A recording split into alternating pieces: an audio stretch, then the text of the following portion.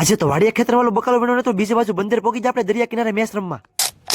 તો બપોરના ટાઈમે બાજરાનો લોટ લઈને જવાનું તો આપણે વાડીએ દેવા. પછી તો BMW લઈને રવાના થઈ ગયો વાડી બાજુ. ફાઇનલી વાડીએ પછી પેલા તો કરી લીધી થોડી પેટ પૂજા કરીને જવાનું તો ખેતરમાં થોડાક સપટા વીણવા. પછી તો વીણી લીધા ખેતરમાં થોડાક સપટા વીણીને પાછું જવાનું તો ખેતરમાં મરસા વીણવા. પેલા તો પોકી જાય આપણે બાજરી આટો મારવા. બાજરી ઘણી મોટી થઈ જઈને આવી ગયા ડુંડા. થોડીક વાર બાજરી આટો મારીને તોડી લીધા. પછી આપણે થોડાક રીંગણા તોડીને પછી તોડી નાખ્યા થોડાક મરસા. પછી તો ખેતરમાં લો બધું બકાલો તોડી કરી નાખ્યું ભેગું. અને જમરૂખડી બે જમરૂખ ખાવા ગયેલા હતા. પછી તો એક ઉપાડી લીધું. પછી તો જમરૂખ ખાને વાડીનો બકાલો લઈને રવાના થવાનું તો આપણે પાછું ગામમાં પોગીને પાછા ઉપડે આપણે દરિયા કિનારે મેચ રમવા. દરિયા પોગીને પેલા તો ભાઈબંધને થોડુંક મસવા કામ હતું અને આ છે અમારા ગામના મસવા. ભાઈબંધનું કામ પતે પોગી જાય આપણે પાછા મેચ રમવા. પછી તો ટીમ પાડીને ચાલુ કરી દીધું મેચ રમવા. અમારી ટીમની પેલી બેટિંગ હતી. પછી તો પરેશે મારો પેલો છક્કો. છેલ્લે જતા અમારી ટીમને 10 ઓવરમાં થયા 81 રન. પછી તો વારો તો આપણો ફિલ્ડિંગ કરવાનો અને સાંજના ટાઈમે દરિયા કિનારે આવી ગયેલું હતું પાછું પાણી. છેલ્લે જતા અમી ટીમને 10 ઓવરમાં થયા ખાલી 68 રન. પછી તો મેચ આપણે જીતી ગયા. પછી તો પાછો ચાલુ કર્યું આપણે મેચ રમવાનું. ઘણી વાર મેચ રમીને પછી પાછું રવાના થવાનું તો આપણે ઘરે. બાકી તો આપણે આ વ્લોગને અહીંયા જ પૂરો કરીને મળીએ એક નવા વ્લોગમાં.